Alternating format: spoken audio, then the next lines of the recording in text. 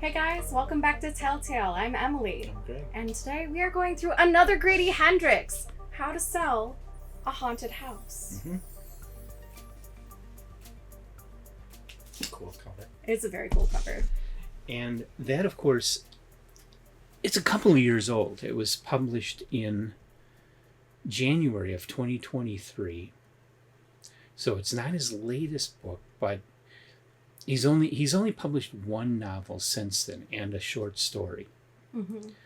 And his latest novel did just come out, and we already have copies of it. Because we are liking Grady Hendrix. Thank Yeah. you, Grady. So How to Sell a Haunted House in my list is his 21st published work. And in this one again, he has this thing of taking these horror tropes Mm-hmm. and marrying them with modern issues, modern character problems, Mm-hmm. and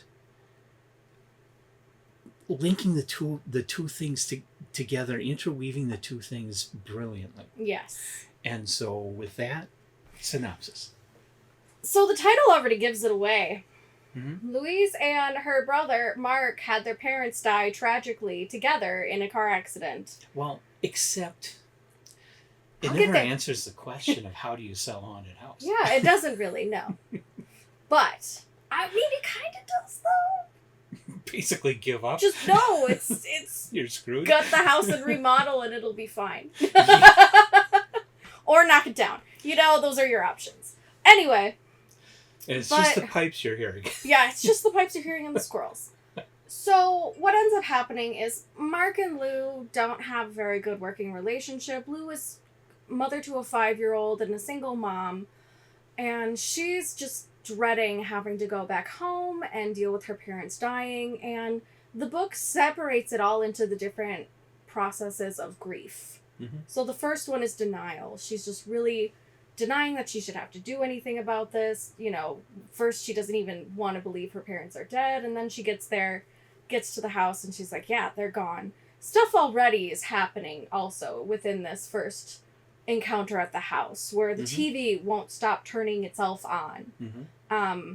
Things are things that weren't supposed to be in certain spots are in unusual places. Yeah, Mom's but she just thinks it's her brother. Yeah, her brother's being a messing dick. with her because, you know, she and Mark have a very strained relationship, and even though they're both adults, she has the perception that Mark is a lot more immature than she is. Mm-hmm. Because she's a mom, and, you know, why would he be, you know, he's not. He's a man-child. And he can't hold down a Yeah, job. can't hold down a job, works at a bar, is kind of washed up.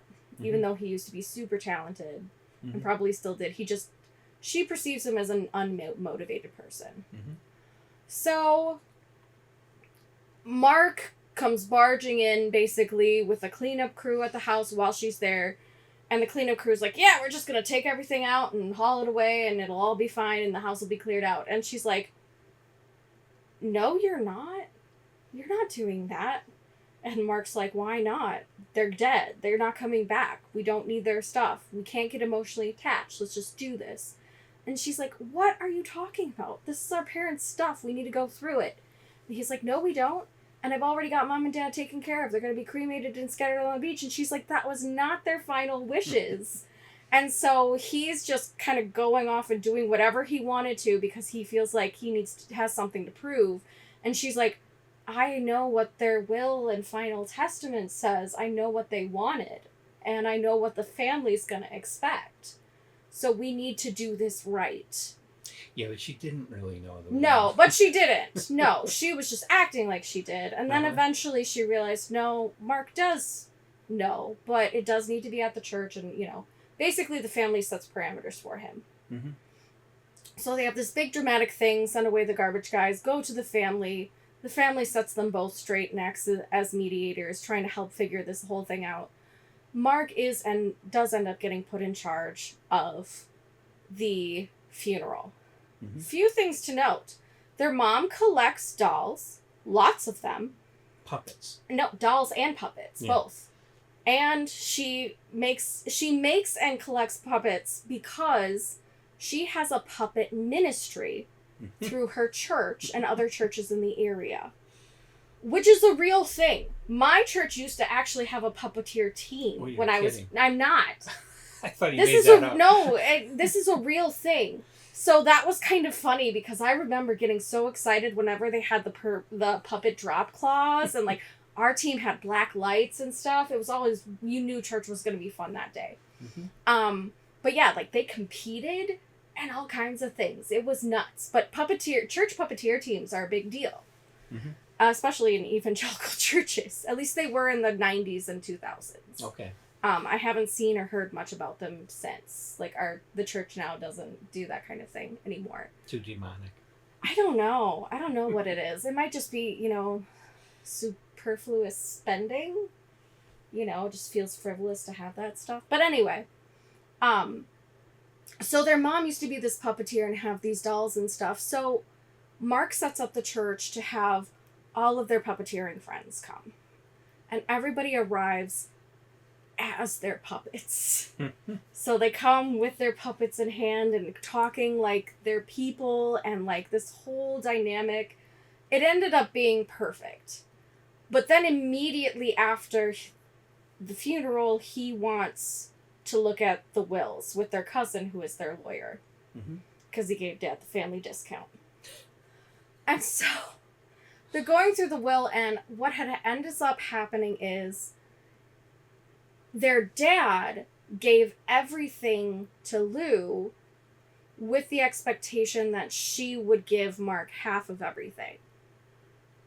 But their mom gave everything to Mark, except for her art collection of all the art she made to her daughter.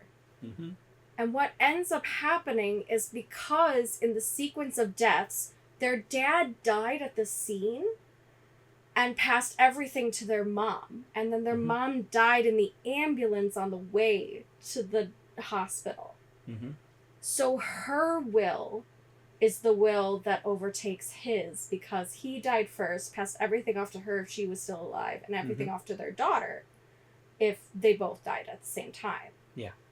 So technically everything goes to Mark except for all the art that her mom made, including the puppets. Ew. Anyway. So basically Mark gets the house, but she gets everything inside. Yeah, essentially, yes. That's what it is, with some exceptions. But yeah, so it just becomes this really petty family feud where he's like not going to give his sister anything and he's going to do whatever he wants and blah, blah, blah, and in your face, I get it all, when she had the full expectation of giving her something.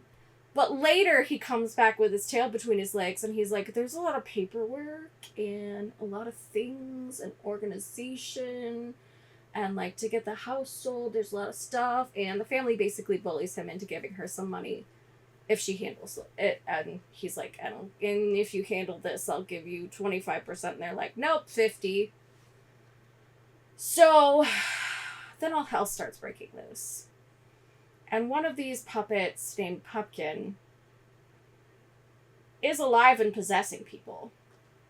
Has had incidences of possessing both Lou when she was a child, which almost killed her brother, and one of Mark's friends, and sort of Mark too, when he was in college. Mm-hmm. So yeah. That's all I'm going to say about that, because I don't want to give too much more away, because this is a contemporary read. It's really good. I think I would just add that Pumpkin plays a really big part in the whole story. Pumpkin is pivotal in the whole story, but it is, as you find out more about Pumpkin, so much more of the story is revealed, and like connections keep getting made, and a lot of it's spoilers, so I don't want to say too much about it. Yeah, so this one, once again, Grady Hendrix takes, the traditional haunted house and kind of your traditional sort of Amityville horror kind of setup, marries it with the mythology of puppets. He talks in the novel about Punch and Judy and how puppets were always these evil things. Mm-hmm. And then if you know what are the movies? Annabelle? Yeah, Annabelle, That are all the about dolls, this lady yeah. that collects these possessed dolls and keeps them in a safe place. There's a Mm-hmm. whole series of movies about that. Yeah. That all kind of is brought together in this book that is really about the fucked up family. Yes. This totally how fucked they, up family and how they know, deal with death or don't deal with death. Also, a very pivotal thing. How they just don't deal with stuff that's hard, especially death. And how that comes back to bite them in the ass. Hendrix, I mean, pretty much every American family can be seen in this book. So that's what I love, is between these two stories, and we kind of mentioned it in our previous video with Southern Book Club's Guide to Slaying Vampires, but you take this everyday family drama, this very, like, overdone, washed up, people fighting about money after a death kind of situation, and then marry it with this haunted house, and then throw a whole big twist into it. And just all these layers are so intricately put together and so well put together.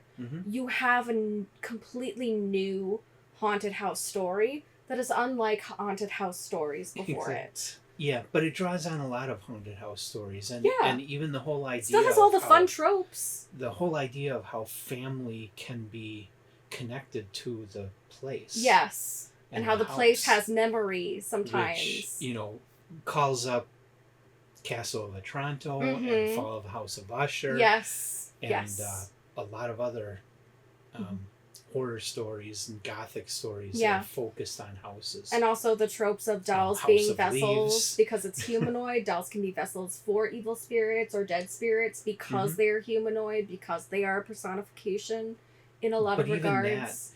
Like, I love that. So well weaved into the family story. Yes, and so intricately so.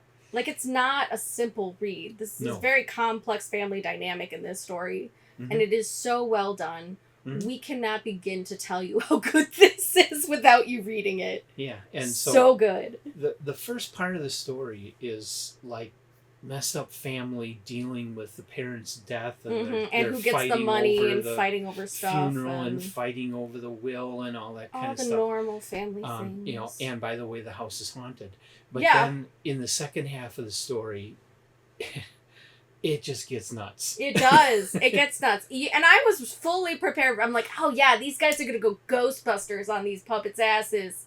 No. They have their asses handed to them. Yes. It's gonna get crazy. And it is not a simple, let's go Ghostbusters on these things. It is layer upon layer of psychological and literal physical gory warfare. Like, this is visceral.